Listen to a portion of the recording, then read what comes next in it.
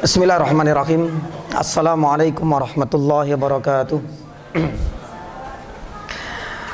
Innal hamdalillah nahmaduhu wa nasta'inuhu wa nastaghfiruh wa na'udzu billahi min shururi anfusina wa sayyiati a'malina.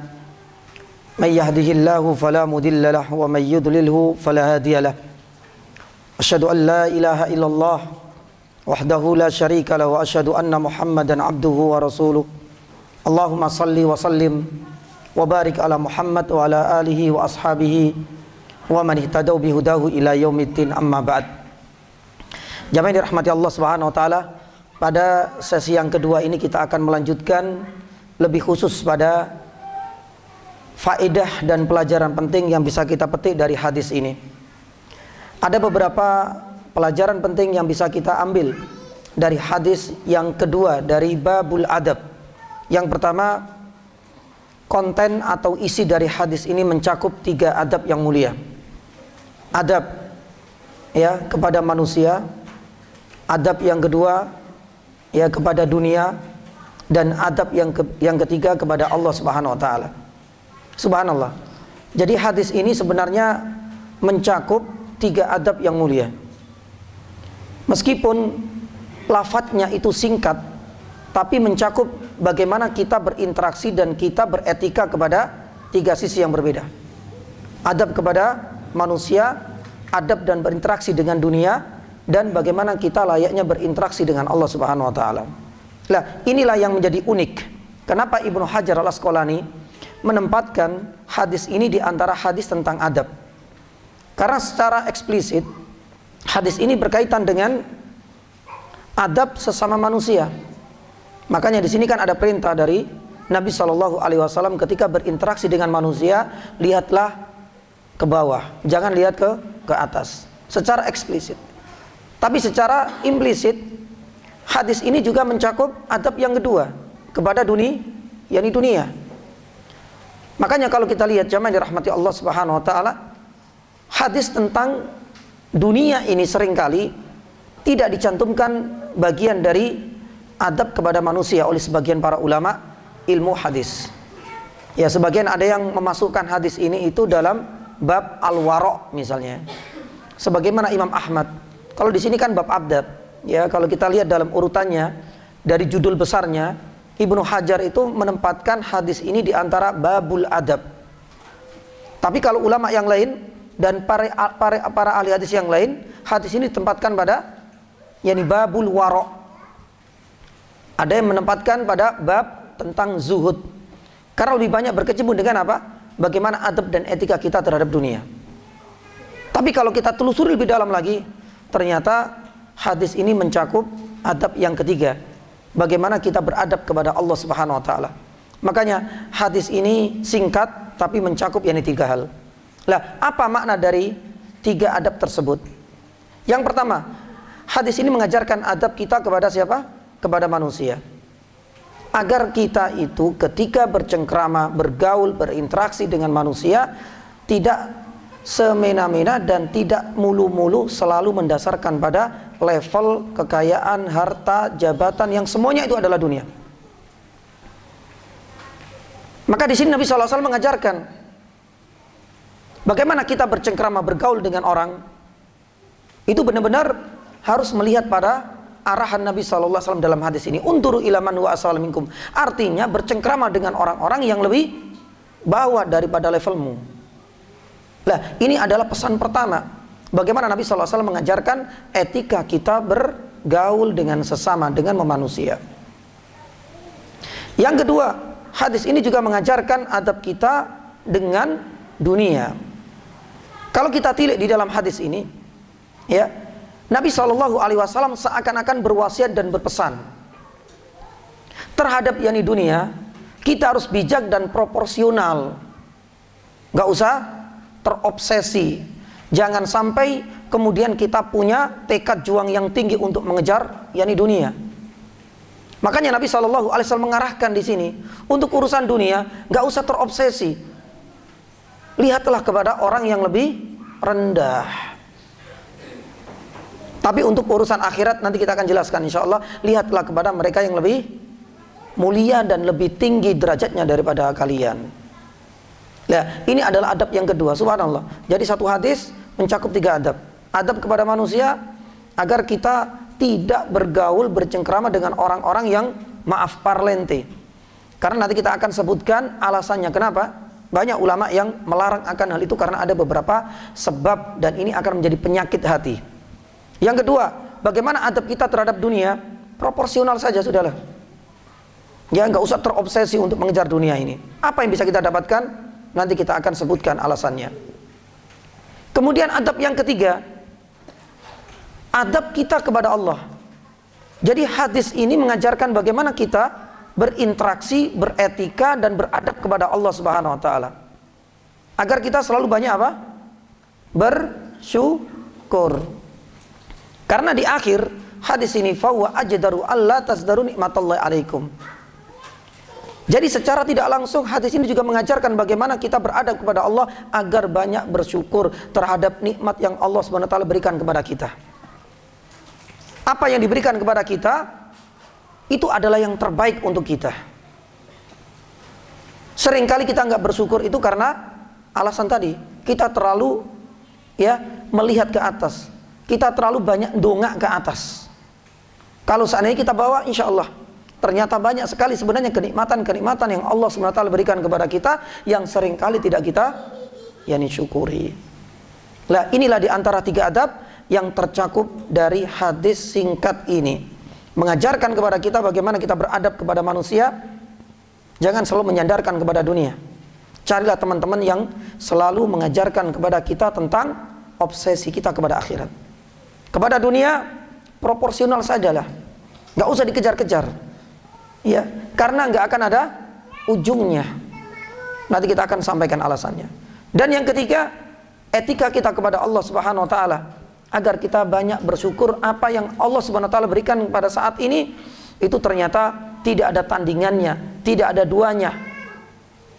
Diri ini saja yang begitu hina, kita terlalu banyak mengkufuri nikmat Allah Subhanahu wa taala. Baik, ini adalah faedah dan pelajaran yang pertama dari hadis ini.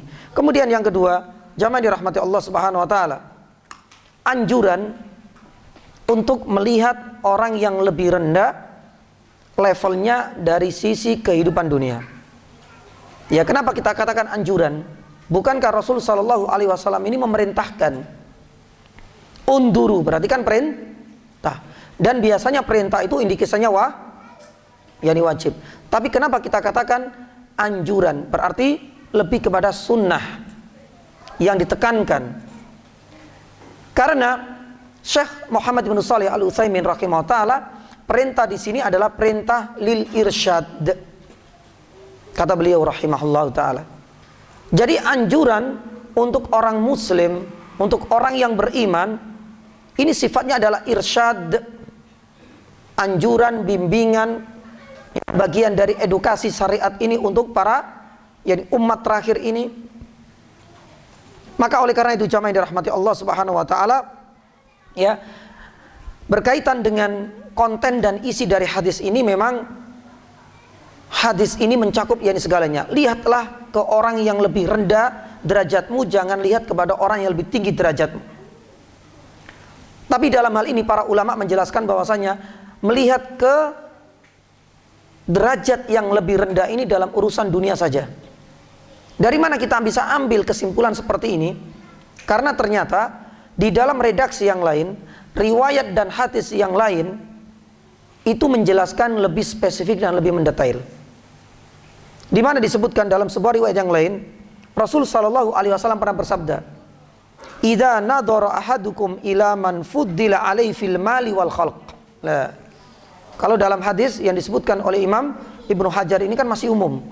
Unduru ilaman wa asfal, lihat ke bawah jangan lihat ke atas. Dalam hal apa? Belum dijelaskan. Tapi sebenarnya faedah yang bisa kita petik dan faedah kedua adalah anjuran melihat ke bawah dari sisi apa? Dunia saja. Hal ini didasarkan pada hadis yang barusan kita sampaikan. Ada penguat dari riwayat yang lain.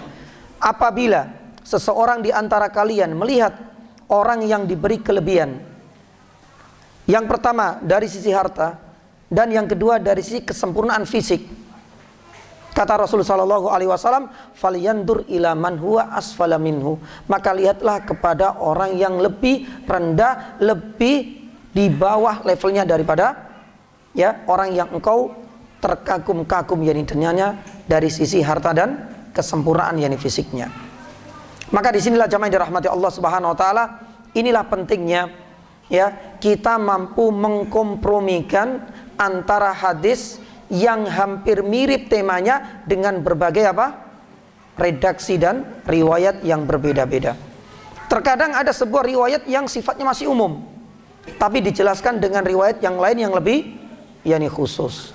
Terkadang ada riwayat yang sifatnya itu benar-benar untuk semua orang, tapi ternyata ada riwayat yang lain yang menunjukkan ada pengecualian, dan itu hal yang wajar.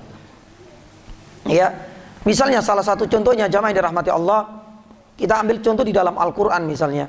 Di dalam Al-Quran Rasulullah sallallahu alaihi wasallam, Allah Subhanahu wa taala firman ketika mengisahkan wa mra'atan mu'minatan di dalam surat Al-Ahzab. Seorang wanita yang menghibahkan dirinya untuk dinikahi oleh Nabi sallallahu alaihi wasallam tanpa mahar. Setelah dicek dan recheck oleh para ulama ilmu tafsir, wanita yang berbuat seperti ini ketika menghibahkan dirinya kepada Nabi sallallahu alaihi wasallam, setelah dicek dan recheck, hadza min babi ikhtisos. Ternyata dijelaskan dengan riwayat yang lain, ini menjadi hak khusus yang Allah SWT berikan kepada siapa? Kepada Nabi sallallahu alaihi wasallam saja.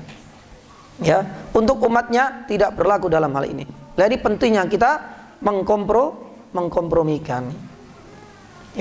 Pun demikian jamaah yang dirahmati Allah Subhanahu wa taala, dalam banyak riwayat pun kadang-kadang disebutkan ketika Rasulullah sallallahu alaihi wasallam mengatakan bahwasanya nasab itu adalah salah satu sebab seseorang mendapatkan warisan. Tapi ternyata di sini dikecualikan. Tidak semua orang yang punya nasab, bapak ke anak, anak ke bapak, itu langsung otomatis salah satu meninggal dapat warisan. Coba kita kompromikan dengan hadis yang lain. Ternyata ada pengecualian, ada beberapa penghalang. Meskipun masih satu nasab, dia tidak akan bisa dapat warisan. Salah satunya adalah murtad. Salah satunya kalau membunuh, anak membunuh ayah. Subhanallah ada fenomena yang terjadi seperti itu. Beberapa pekan-pekan ini seorang anak membunuh ayahnya, berharap untuk mendapatkan warisannya. Hadis Nabi sallallahu alaihi wasallam dengan alasan ini sampai engkau berbuat nista dan durhaka seperti itu, malah menghalangimu untuk mendapatkan warisan dari ayahmu. Subhanallah. Hal seperti ini perlu kita fahami. Pun demikian dengan hadis ini, supaya nanti kita nggak salah faham. Disuruh untuk melihat terus ke bawah. Nek misalnya mau sholat, tonggoku nggak sholat, mending nggak sholat. Bukan seperti itu kita memahami hadis ini. Tapi hadis ini perlu digabungkan, perlu dikompromikan dengan yang lain. Melihat ke bawah itu hanya pada level atau sisi kehidupan dunia. Lihat ke bawah, berarti ada makna lain yang bisa kita simpulkan dalam urusan akhirat. Berarti kita harus melihat kemana? Ke atas. Inilah caranya para ulama untuk menggabungkan di antara beberapa riwayat supaya nanti kita nggak salah penafsiran, nggak salah interpretasi. Taib.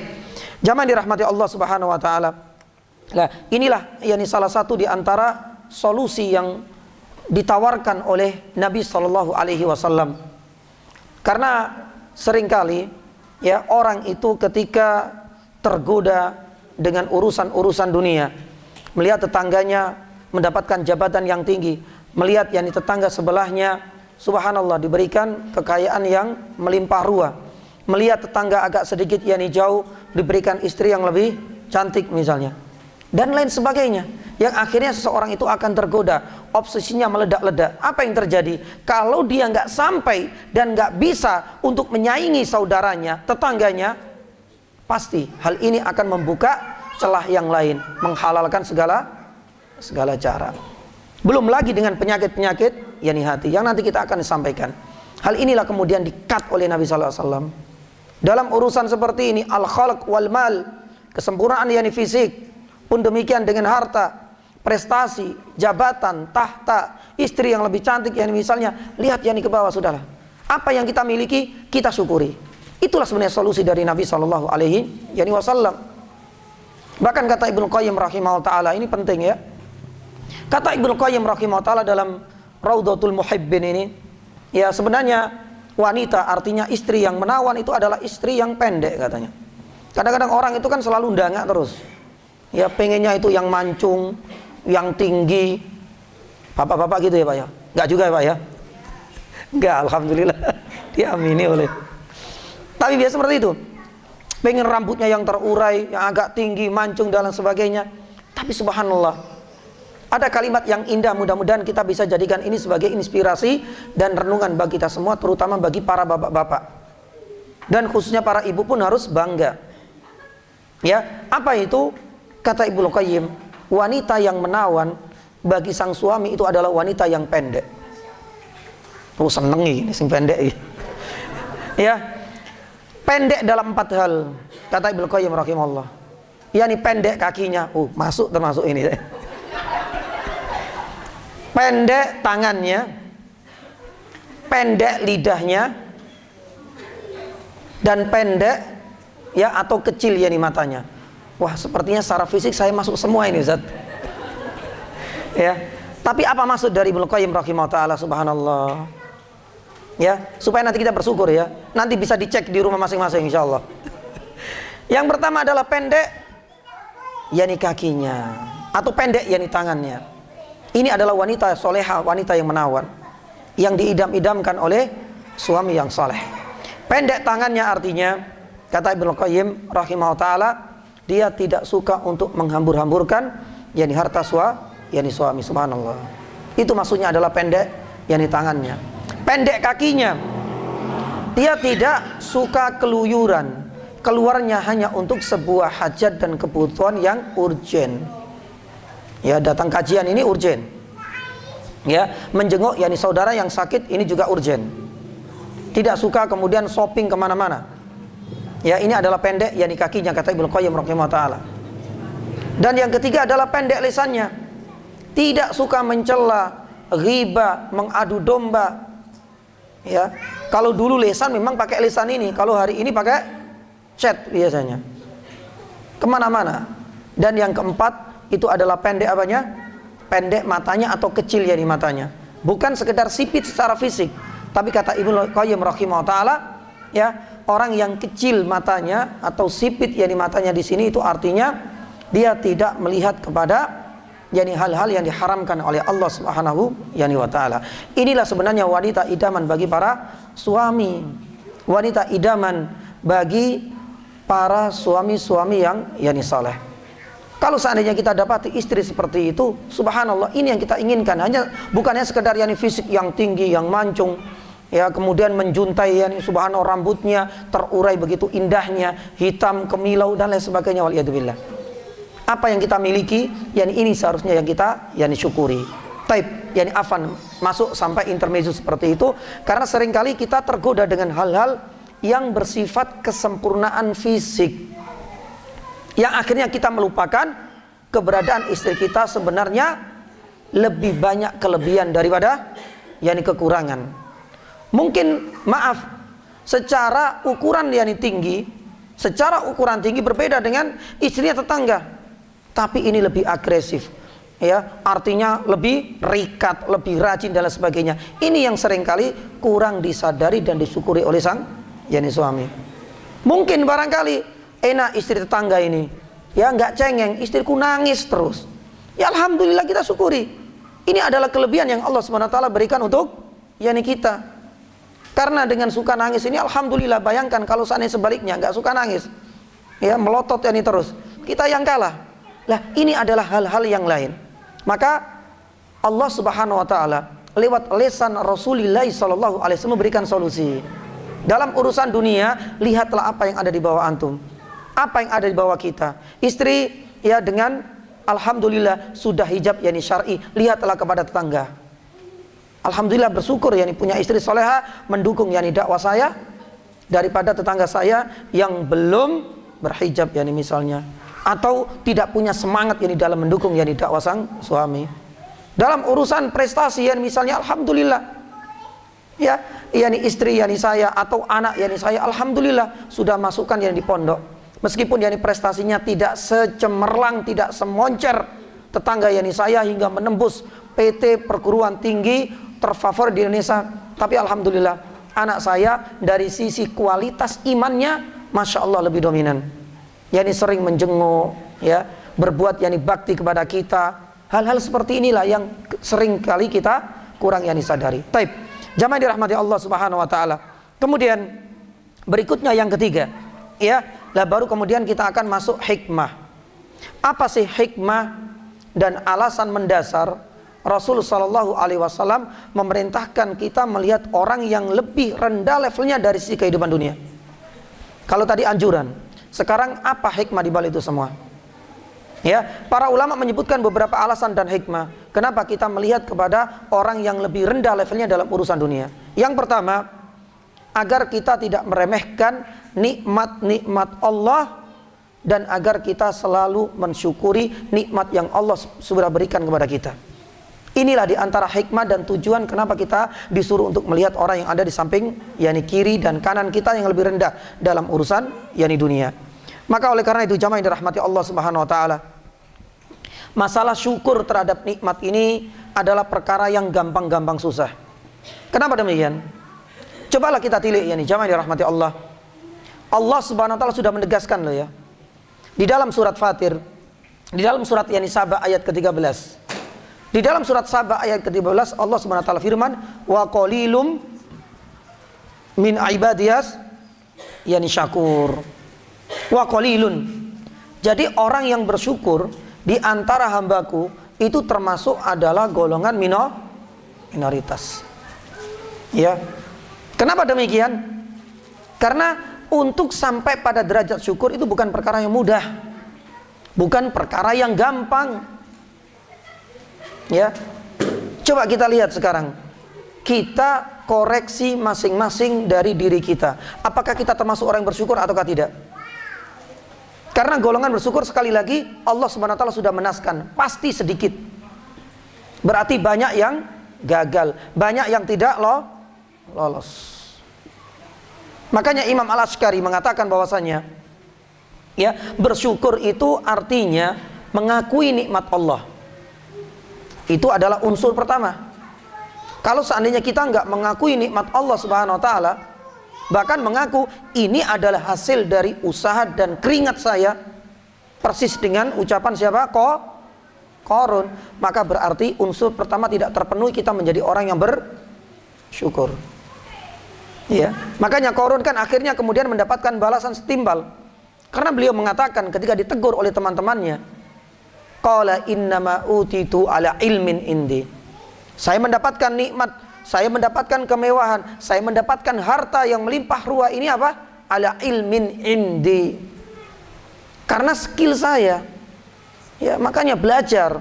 Makanya kalau buka lapak jam 3, ya, pulang malam biar jadi orang kaya. Nah, ucapan-ucapan seperti ini yang menyandarkan keuntungan duniawi, prestasi, ya, pun demikian dengan perkara-perkara dunia lebih didasarkan pada dirinya, tidak ada campur tangan dan intervensi dari peran Allah Subhanahu wa taala, maka berarti syarat pertama dan unsur pertama belum terpenuhi, dia menjadi orang yang bersyukur. Harus ada pengakuan bahwasanya ini adalah dari Allah Subhanahu wa taala. Kata Imam Al-Ashqari, untuk syukur itu ada syarat yang kedua. Setelah kita mengakui nikmat Allah, yang kedua apa? Kita harus mengagungkan zat yang telah memberikan nikmat tersebut. Kadang orang mengakui, tapi entah kenapa lisan ini terasa sulit untuk mengucapkan alhamdulillah. Nah, padahal ini adalah syarat kedua. Setelah kita mengakui ini adalah dari Allah. Ya, seringkali alhamdulillah, seringkali kita mengatakan demikian. Masya Allah, ya, anak antum saat ini sudah yakni bisa kerja di sana dan lain sebagainya. Ya alhamdulillah, ini adalah nikmat dari Allah. Berarti syarat pertama terpenuhi. Yang kedua, ya alhamdulillah.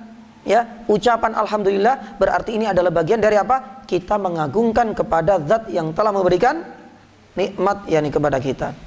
Lah, kata Ibnu Qayyim rahimahullah taala, mengagungkan zat yang telah memberikan nikmat itu ada 3. Dan semuanya harus terpenuhi. Bagaimana cara kita mengagungkan Allah Subhanahu wa taala yang telah memberikan nikmat kepada kita? Yang pertama adalah dengan lisan. Ucapkan, jangan sampai kita bakhil.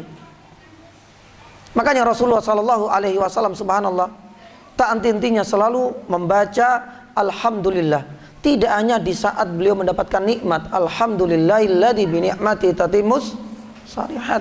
Bahkan di saat beliau mendapatkan cobaan pun tetap bersyukur, alhamdulillah ala kulli hal. Maka ini penting sekali lisan ini. Ya. Jangan sampai kita kaitkan dengan usaha kita. Usaha kita itu nggak seberapa ya nih jamaah. Usaha kita nggak seberapa. Kalau seandainya maaf, semua kenikmatan, semua prestasi, semua keuntungan dagang dan bisnis didasarkan pada banyaknya dari usaha manusia, maaf ya, tentunya orang-orang yang sudah buka lapak mulai jam 3 dan pulang malam, mereka adalah orang yang paling kaya. Kenyataannya tidak seperti itu. Ini adalah bukti bahwasanya nikmat harta yang banyak itu bukan didasarkan pada skill yakni semata, tapi itu adalah bagian dari nikmat Allah Subhanahu wa taala. Maka apapun yang sudah kita dapatkan, kita raih saat ini, bagaimana cara mengagungkan agar kita menjadi orang yang bersyukur? Kata Ibnu Qayyim rahimahullah, pertama adalah dengan lisan. Ya. Yang kedua, jamaah dirahmati Allah Subhanahu wa taala, dengan hati. Ini yang kadang-kadang agak susah-susah atau gampang-gampang susah sebenarnya. Seringkali kita menampakkan di luar, yakni alhamdulillah, ya, hari ini saya dapat yakni BLT 200.000, alhamdulillah. Tapi melihat tetangganya dapat 400, alhamdulillah. Tapi kok geremeng, kok kenapa saya 200? Seharusnya 400 seperti apa tetangga saya. Berarti apa? Syarat yang kedua tidak terpenuhi. Cara mengagungkan zat dan Allah yang telah memberikan nikmat. Secara lisan dia mengucapkan, tapi secara hatinya dia belum bisa menerima. Ya. Sama juga yang jamaah dirahmati Allah Subhanahu wa taala. Ketika tetangga kita mendapatkan nikmat yang berlimpah ruah, kita ngomong kepada istri, alhamdulillah, ya bersyukur ya, kita sudah diberikan nikmat oleh Allah Subhanahu wa taala seperti ini. Tapi dalam hatinya sebenarnya masih apa? Gondok. Ya, kenapa saya cuma sekian sedangkan tetangga saya kok dapatnya lebih banyak? Padahal kita profesinya sama misalnya. Berarti apa? Ada syarat kedua, cara mengagungkan Allah yang telah memberikan nikmat itu belum dipenuhi. Memang berat. Lisan itu biasanya mudah. Sedikit dipaksa bisa terucap kata-kata alhamdulillah. Tapi untuk masalah urusan hati, di mana tidak ada orang yang tahu apa yang tersimpan dalam hati ini, maka itu yang menjadi sulit bagi kita semua. Tidak jarang orang yang, sekali lagi saya katakan, mengucapkan dengan lisan tapi dalam hatinya yakni belum ridha. Yang ketiga, ini yang paling susah sebenarnya, yaitu dengan anggota badan yakni kita. Loh, anggota badan gampang Ustaz. Coba kita bandingkan dengan baginda kita Muhammad sallallahu alaihi wasallam. Rasulullah sallallahu alaihi wasallam adalah hamba yang bersyukur dan manusia yang paling syukur terhadap nikmat Allah Subhanahu wa taala. Sebagai wujud syukurnya, seluruh anggota badannya Nabi sallallahu alaihi wasallam dipersembahkan untuk Allah, untuk ketaatan kepadanya. Satu contoh, mudah-mudahan jadi inspirasi dan jadi bandingan untuk kita. Pada suatu malam Nabi sallallahu alaihi wasallam meminta izin kepada Aisyah untuk sholat malam. Aisyah tahu betul, wahai istriku, wahai suamiku, tahu betul bagaimana, padatnya aktivitas Nabi Shallallahu Alaihi Wasallam seharian penuh. Ketika minta izin kepada Aisyah untuk beribadah kepada Allah Subhanahu Wa Taala, Aisyah tahu betul Nabi Shallallahu Alaihi Wasallam semenjak pagi sampai siang sampai sore ini sudah berdakwah, sudah menyampaikan wahyu, ya, sudah pula beraktivitas sesuai dengan kewajiban beliau sebagai kepala negara. Tapi untuk malam hari, cobalah untuk dijadikan waktu untuk istirahat. Tapi Nabi SAW yang punya keinginan lain. Bukankah engkau wahai ya Rasulullah, wahai suamiku yang tercinta, Allah Subhanahu wa taala sudah mengampuni dosa-dosa yang lalu dan dosa yang akan datang? Tapi coba bagaimana Rasulullah SAW mengemas ini semua dengan apa? Rasa syukur. Karena sebab itulah wahai Aisyah, aku ingin menunjukkan syukurku untuk Allah Subhanahu wa taala yang telah memberikan aku nikmat ini yang tidak diberikan kepada yang lain. Dengan apa? Dengan taat kepada Allah Subhanahu wa taala lewat salat malam. Makanya sampai kemudian bengkak kakinya Nabi sallallahu alaihi wasallam. Lah, ini adalah cara mensyukuri dengan anggota badan. Saya katakan poin yang ketiga, cara mensyukuri kepada orang, kepada zat, kepada Allah yang telah memberikan nikmat. Yang ketiga ini yang paling berat. Nabi sallallahu alaihi wasallam yang sudah diberikan kenikmatan yang begitu besar, mensyukurinya dengan ketaatan kepada Allah Subhanahu wa taala. Salatnya kenceng, puasa sunnahnya pun subhanallah, ya, puasa Senin, puasa Kemis, dan puasa-puasa Senin yang lainnya. Rasa berbaginya Nabi sallallahu alaihi wasallam kepada orang-orang yang membutuhkan, dan sifat-sifat mulia yang lain Nabi sallallahu alaihi wasallam yang ditunjukkan untuk ketaatan kepada Allah Subhanahu wa taala. Untuk diri kita, subhanallah, mungkin kalau kita mengaca sejauh mana rasa syukur kita dengan diberikan kesehatan saat ini. Kadang-kadang kita pun agak ogah-ogahan, ya, untuk datang kajian, untuk sholat malam. Itu terasa berat banget sholat malam. Ya, apa alasannya? Klasik. Dan kadang-kadang juga menghinggap pada diri saya secara pribadi. Mungkin alasannya adalah saya capek hari ini, ya, sudah bekerja, sudah ngajar, sudah ini dan sudah itu. Taib, kita bandingkan dengan Nabi Sallallahu Alaihi Wasallam. Kira-kira lebih berat mana, lebih banyak mana aktivitasnya dengan Nabi Sallallahu Alaihi Wasallam? Nabi Sallallahu Alaihi Wasallam kepala keluarga. Istrinya berapa? Lah, kita istri satu. Yang kedua, Nabi Sallallahu Alaihi Wasallam pun yang ngurusi umatnya. Nabi Sallallahu Alaihi Wasallam juga kepala negara. Semuanya ada pada diri Nabi Sallallahu Alaihi Wasallam. Jadi urusannya lebih banyak Nabi Sallallahu Alaihi Wasallam. Tapi toh selalu menunjukkan rasa syukurnya untuk taat kepada Allah Subhanahu wa taala. Maka inilah gambaran kenapa Allah Subhanahu wa taala menyebutkan wa qalilum min ibadiyas syakur. Orang yang bersyukur terutama dengan anggota badan untuk ketaatan kepada Allah, sebenarnya inilah filter yang bisa menyaring manakah hamba-hambaku yang bersyukur dan mana yang tidak. Karena terletak lebih banyak pada bagaimana kita mampu mengemas anggota badan kita itu untuk ketaatan kepada Allah Subhanahu wa taala. Lah, jamaah dirahmati Allah Subhanahu wa taala, ini adalah faedah lain, tapi paling tidak satu faedah penting dari Nabi sallallahu alaihi wasallam menyuruh kita melihat kepada orang yang ada di bawah kita itu agar kita benar-benar bersyukur kepada Allah Subhanahu wa taala dan tidak meremehkan nikmat yang ada pada diri kita. Maka tunjukkan syukur kita kepada Allah dengan mengakui itu adalah nikmat dari Allah. Kemudian yang kedua, kita agungkan Allah Subhanahu wa taala yang telah memberikan nikmat baik dengan lisan, dengan hati maupun dengan anggota badan untuk ketaatan kepada Allah Subhanahu wa taala. Ini adalah hikmah yang pertama. Adapun alasan dan hikmah yang kedua, kenapa Rasulullah SAW menawarkan solusi ini untuk melihat kepada orang yang lebih di bawah kita dalam urusan dunia? Kata para ulama, hal ini dapat bisa menenangkan hati kita dari penyakit-penyakit hati. Ya. Ini adalah solusi nabawi.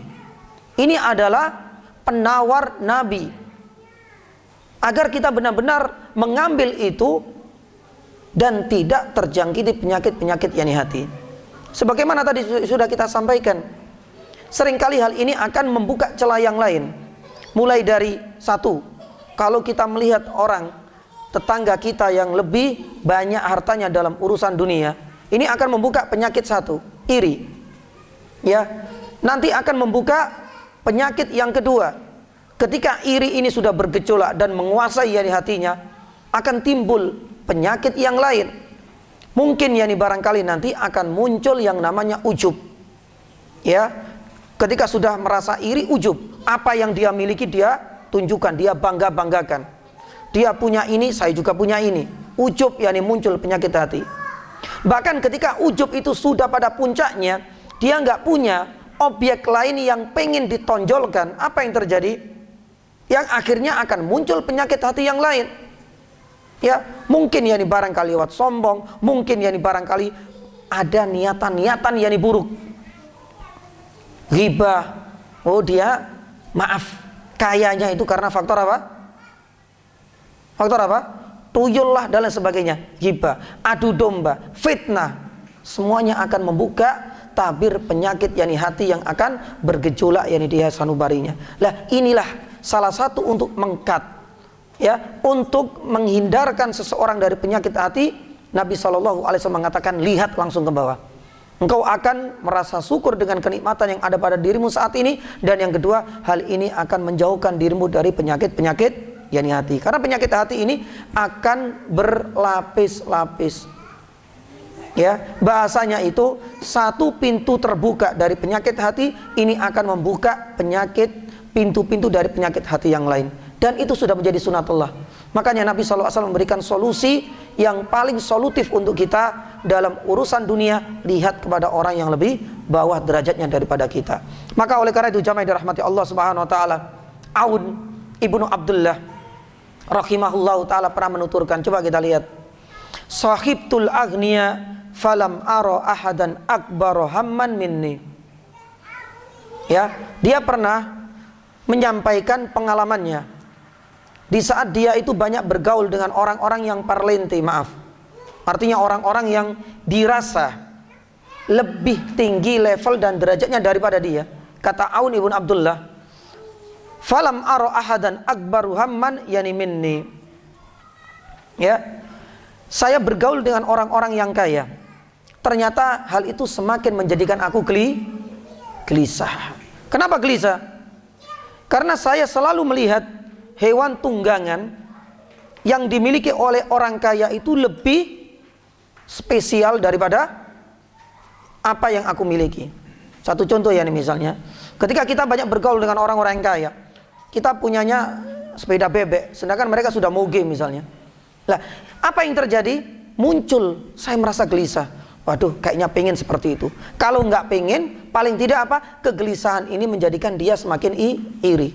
Dia semakin gelisah. Yang kedua, dia merasakan, ya, wa thauban khairan min thaubi.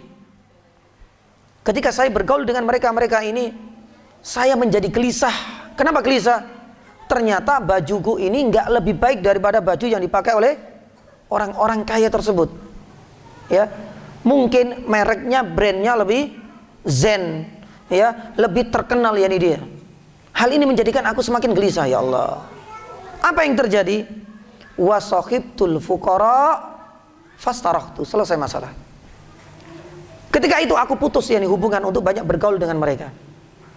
Ya, bergaul ini bukan karena faktor keperluan, bukan karena faktor adanya hajat penting, enggak. Ya banyak bergaul yani saja, bercengkrama. Akhirnya kemudian aku putuskan untuk tidak bergaul banyak dengan mereka, kecuali untuk urusan penting saja. Aku ganti bergaul dengan siapa? Fuqara dalam urusan dunia. Apa yang terjadi? Fastarahtu, dengan sendirinya rasa gelisah itu sirna tanpa aku sadari. Subhanallah. Nah, inilah adalah penyakit-penyakit hati, rasa gelisah, nanti muncul yani iri, muncul yani ujub, muncul nanti fitnah, muncul ghibah, muncul namimah dan adu domba. Itu nggak akan ada selesai-selesainya dari penyakit hati. Maka jamaah dirahmati Allah Subhanahu Wa Taala, ini adalah di antara dua hikmah terbesar. Meskipun Ibnu Jar at-Tabari mengatakan bahwasanya ada hikmah yang ketiga yang lain, yaitu menjadikan kita semakin tawadhu. Ya. Jadi yang pertama, agar kita semakin bersyukur atas nikmat yang Allah Subhanahu Wa Taala berikan kepada kita, dan yang kedua, yakni agar kita bisa dijauhkan dari penyakit-penyakit hati, dan yang ketiga, kata Ibnu Jar at-Tabari, semakin menjadikan diri kita adalah orang-orang yang tawadhu. Ya, kalau melihat yani ke atas itu semakin gumedeh, ya, berbesar kepala, membusungkan yani dada, memang seperti itulah efeknya. Dan itu sudah dirasakan oleh seorang ulama, Aun ibn Abdullah. Dia merasakan hilangnya rasa gelisah, penyakit-penyakit tadi ketika bergaul dengan orang yang berada di level di bawahnya. Ya, lah Adapun yang ketiga tawadhu. Adapun yang keempat, ya, kata Ibnu Jarir at-Tabari ditambah hikmah yang keempat itu adalah memacu saya untuk berbuat yakni kebaikan. Salah satu di antara bentuk kebaikan yang bisa kita rasakan ketika bergaul dengan orang yang berada level kita apa? Menumbuhkan rasa empati. Berbeda dengan orang-orang kaya. Ya, malah kita yang terpojokkan. Karena kita kalah terus yakni dengan orang-orang yang lebih berduit, maaf lah ya. Tapi dengan orang yang ada di bawah kita akan memunculkan rasa syukur iya, tawadhu iya. Pun demikian menghilangkan penyakit hati oke. Tapi di sisi lain akan membuka pintu-pintu kebaikan untuk kita. Salah satunya adalah ada rasa empati kepada saudara-saudara kita. Subhanallah ya, kita di rumah makan 3 kali sehari. Setelah bergaul dengan orang-orang seperti ini ternyata saya dapati kenyataan pahit. Tetanggaku sendiri setiap hari itu makannya cuma 2. Ya, bukan karena irit, bukan karena faktor diet, ya, tapi karena faktor memang nggak ada yang bisa dimakan. Di sini kemudian timbul rasa empati untuk bersedekah dan berbagi dengannya. Dan masih banyak yang lain. Inilah di antara hikmah, ya, kita disuruh oleh Nabi SAW melihat kepada orang yang ada di bawah kita dalam urusan dunia. Yang berikutnya, yang keempat. Ini tidak kalah pentingnya yani juga. Ya. Yang keempat ini ada faedah yang tidak perlu yang tidak bisa kita abaikan, adanya perintah untuk kita semua selalu ghaddul basar dalam urusan dunia. Loh, bukannya ghaddul basar itu ya menundukkan pandangan dari wanita yang bukan yani mahramnya. Ini sama juga yani jamaah. Ghaddul basar. Kenapa kita disuruh untuk ghaddul basar ketika melihat wanita yang bukan yani mahramnya yani jamaah? Karena pandangan kita kepada mereka itu akan menimbulkan banyak fitnah di hati. Sebagaimana juga kita tatkala pandangan kita kepada orang-orang yang lebih tinggi levelnya dalam urusan dunia, itu pun akan menyisakan dan mengendap yani penyakit-penyakit yang ada di dalam hati yani kita semua. Itulah di antara ya, faedah yang lain subhanallah. Jadi ghaddul basar itu tidak hanya kepada wanita. Ya, kepada urusan dunia pun kita diperintahkan untuk menundukkan yani pandangan. Makanya Allah Subhanahu wa taala berfirman di dalam surat Thaha ayat 131. Di dalam surat Thaha ayat 131 Allah Subhanahu wa taala firman, "Wala tamuddanna 'ainaka ila ma mata'na bihi azwajam minhum zahratal hayatid dunya linaftinahum fihi." Kata Allah Subhanahu wa taala, dan janganlah engkau tunjukkan pandangan matamu kepada kenikmatan yang telah kami berikan kepada beberapa golongan dari mereka. Jangan sampai kita mengumbar ya pandangan tajam kita kepada saudara-saudara kita dalam urusan dunia. Hati-hati. Ya, ini sama juga. Ini akan menimbulkan yani penyakit hati sebagaimana tatkala kita juga suka mengumbar pandangan kita kepada wanita yang bukan mahram. Hal ini juga akan menimbulkan penyakit-penyakit hati. Taib, jamaah dirahmati Allah Subhanahu wa taala, ini adalah yang keempat. Adapun yang kelima. Ya, yang kelima, ambisi terhadap yani dunia itu tidak akan pernah ada habisnya. Ya, dan ini adalah pesan yang lain. Kenapa sih kita harus melihat yani ke bawah? Tidak boleh melihat yani ke atas. Karena kehidupan yani dunia dan ambisi terhadap dunia itu tidak akan ada finishnya, tidak ada kata habisnya. Maka dari sinilah kemudian ada isyarat agar kita selalu bersifat qanaah selain syukur. Ya, karena qanaah itu adalah pondasi dasar orang itu gampang untuk bersyukur. Di saat kita itu susah bersyukur, itu karena qanaah sebagai pondasinya itu belum tegak berdiri. Karena qanaah itu adalah rasa ridho, rela dengan apa yang Allah Subhanahu wa taala berikan kepada kita. Kita punya alhamdulillah yani rumah, kita sudah punya kendaraan, kita sudah punya yani anak yang soleh. Tatkala kita mampu mengemasnya dengan sifat qanaah, ini yang akan membantu kita untuk naik tingkat menjadi orang yang yani bersyukur. Makanya yani para ulama yani menuturkan akan hal ini. Sebagaimana Nabi SAW mengingatkan bahwasanya laukana libni Adam, seandainya anak Adam itu punya apa? Wadian. Wadian itu apa? 2 lembah yang penuh dengan apa? yakni emas, pasti hal itu tidak akan berhenti. Pasti dia menginginkan untuk mendapatkan lembah yang berisi emas yang ketiga. Dia dapatkan ketiga, seterusnya. Gak akan ada kata habisnya. Yang bisa menutup obsesi dia untuk mengejar lembah demi lembah yang berisi emas, itu adalah satu. Ya, ketika apa? Yakni kematian. Ketika at-turab, kata Nabi SAW, itu menyumpal yakni mulutnya, sudah menyumpal yakni tubuhnya, sudah menyumpal dan menutupi hatinya, itu pertanda ketika kematian, maka obsesi manusia itu sudah terputus untuk mengejar yakni dunia. Maka oleh karena itu jamaah yang dirahmati Allah Subhanahu wa taala, ini adalah faedah yang kelima. Adapun faedah yang keenam sebelum terakhir, ya, sebenarnya sudah kita sampaikan yakni tadi, hadis ini ada anjuran atau ada larangan untuk banyak bergaul dengan orang-orang yang kaya secara khusus, ya, karena hal itu bisa menumbuhkan penyakit yakni hati, ya. Hal inilah yang kemudian disampaikan oleh banyak ulama. Bahkan Abdullah ibnu Sikhir itu pernah mengatakan, akillud dukhul alal agniya, ya, minimalisir. Kita harus sedikitkan kita bercengkrama, bergaul dengan orang-orang kaya. Kata Abdullah ibnu Sikhir, ya, sewajarnya saja, secukupnya saja. Kalau ada kebutuhan gak ada masalah, kalau enggak ya sudah selesai. Kata yakni beliau akillu, yakni apa yang beliau katakan di situ, fa innahu ahra alla tazdaru nikmatallah, karena hal itu yang akan bisa memberikan semangat kita untuk bersyukur dengan apa yang kita miliki. Karena kalau seandainya jamaah kita banyak bergaul dengan mereka, ini akan mempengaruhi gaya hedonisme, gaya hidup yakni kita, yang biasanya kita makan di rumah pakai tangan, karena sudah banyak bergaul dengan mereka pakai apa? Ya sudah berubah, pulang-pulang ganti mie, kita harus pakai seperti ini, berpengaruh dalam hal ini. Ya, yang biasa yakni kita ngontel, ya, karena teman-temannya itu sudah pakai mobil, gimana caranya saya juga harus yakni beli, meskipun harus pinjam dengan uang riba. Banyak nanti madharat yang harus yakni ia alami dan ia terima. Maka oleh karena itu jamaah dirahmati, hati-hati dengan ini semua. Adapun yang terakhir, yang ketujuh, ya, atau sebelum terakhir, dalam masalah akhirat, nah ini penting sekali. Kita diperintahkan untuk melihat ke atas, ya, secara eksplisit. Ternyata inilah sebenarnya hakikat dari pesan Nabi SAW dalam hadis ini.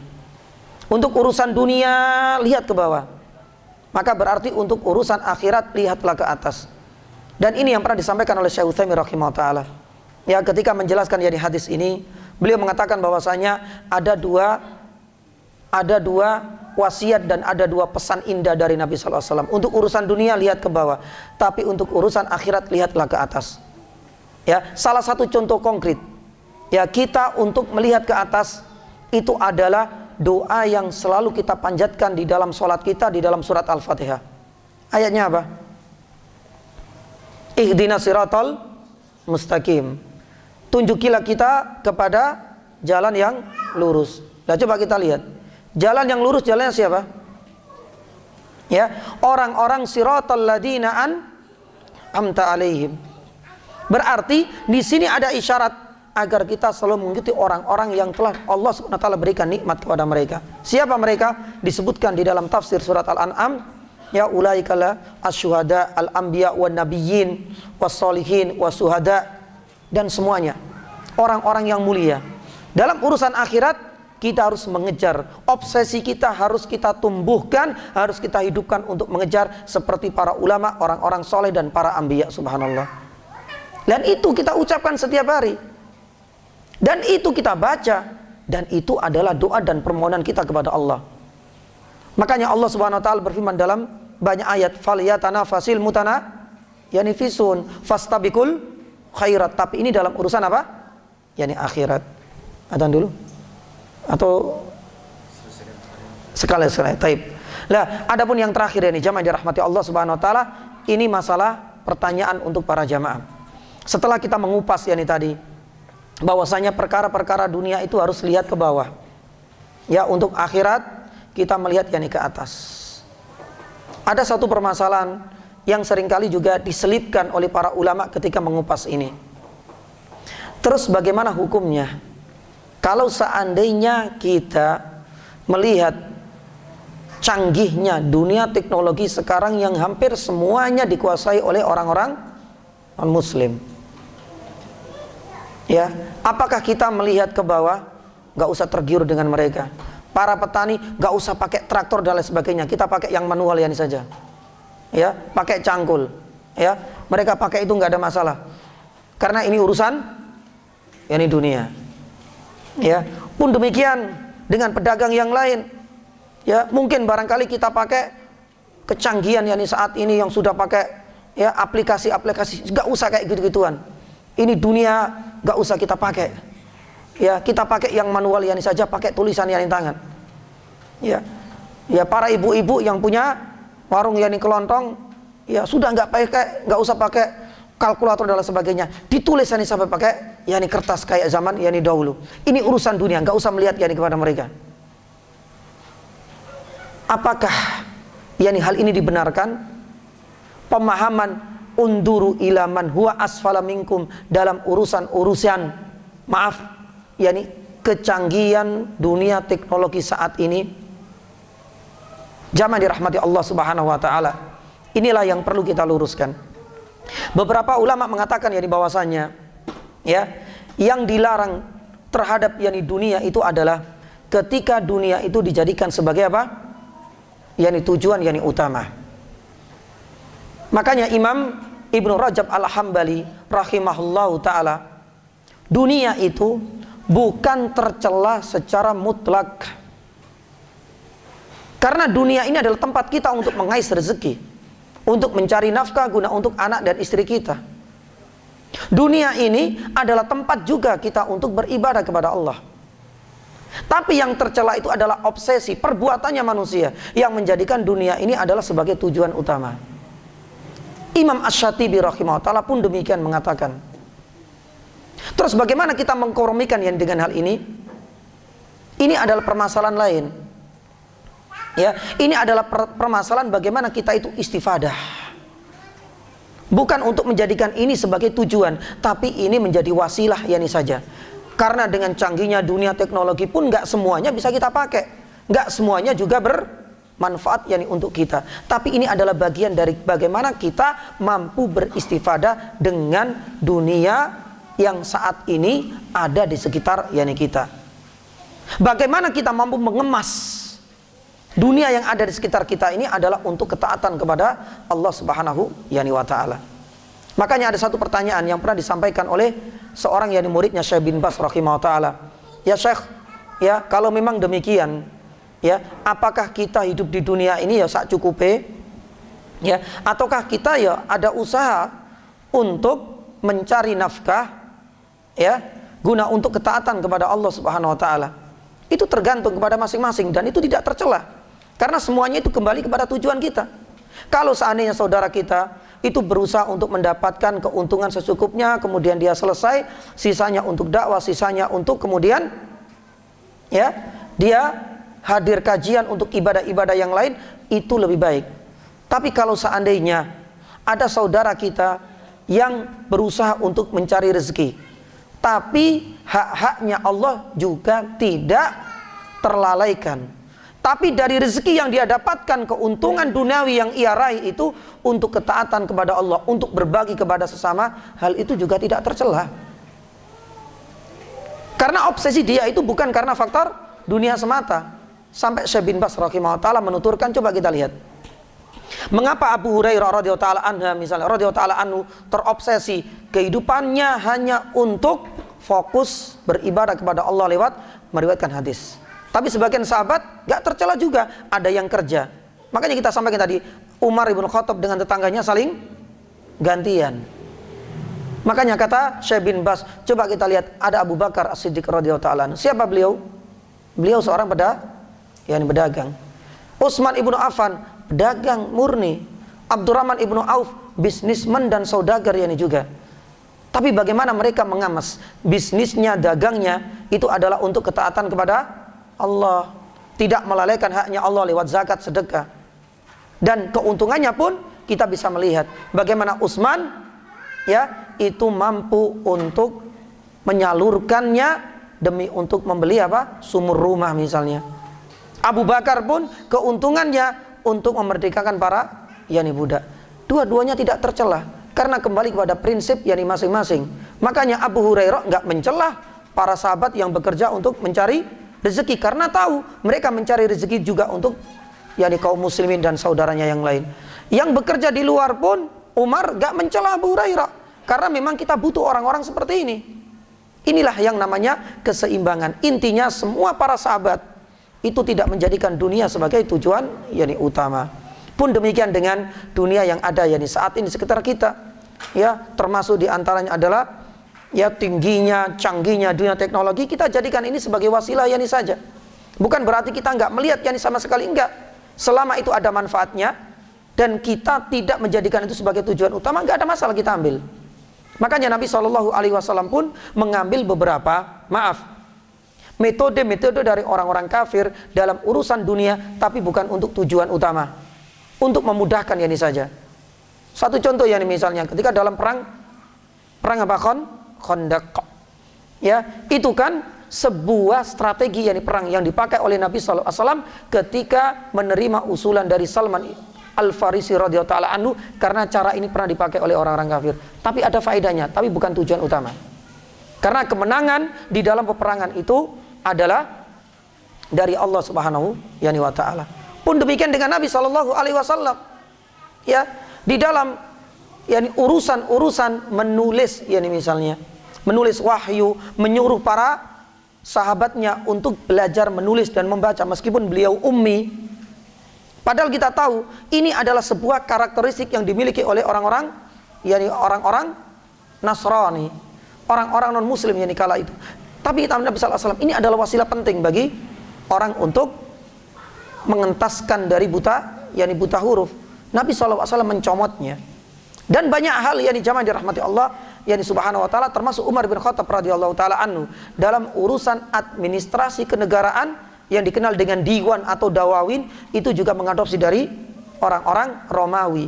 Tapi bukan tujuan utama, hanya untuk merapikan administrasi, dan itu terjadi di zamannya Umar ibn Khattab, termasuk adalah diantaranya mengadopsi hukuman penjara yang dulunya belum ada. Ini semua adalah jawaban yang mudah-mudahan kita tidak salah dalam menafsirkan hadis ini. Ya, apa yang ada di sekitar kita boleh kita ambil asalkan ada faedahnya dan jangan sekali-kali kita jadikan sebagai tujuan utama. Allahu taala alam bisawab. Demikian yang bisa kami sampaikan. Kalau ada pertanyaan monggo dipersilakan. Ada pertanyaan jamaah? Ada pertanyaan? Cukup insyaallah. Taib, jazakumullah khairah atas kehadirannya, dan saya mohon maaf karena sebenarnya kajian kita itu di Jumat ke-2 karena ada kemungkinan di Jumat ketiganya yang saya harus bergantian dan rolling dengan Banyuwangi Kota, dan alhamdulillah setelah koordinasi dengan bagian tim dakwah di sini dan panitia 5 ternyata kosong dan belum diisi kala itu, alhamdulillah mempersilahkan saya untuk maju. Jadi nanti di Jumat kedua insyaallah mudah-mudahan ada ustadz lain yang menggantikan supaya hal ini menjaga ritme kajian tidak kosong. Demikian yang bisa kami sampaikan. Sembari berharap pada Allah Subhanahu wa taala, mudah-mudahan kita nanti dipertemukan di lain kesempatan dan kita akan bahas hadis yang baru, hadis yang ketiga. Subhanallah, asyhadu an la ilaha illa anta, astaghfiruka wa atubu ilaik. Wassallallahu ala nabiyyina Muhammadin wa ala alihi washabihi wasallam. Wassalamualaikum warahmatullahi wabarakatuh.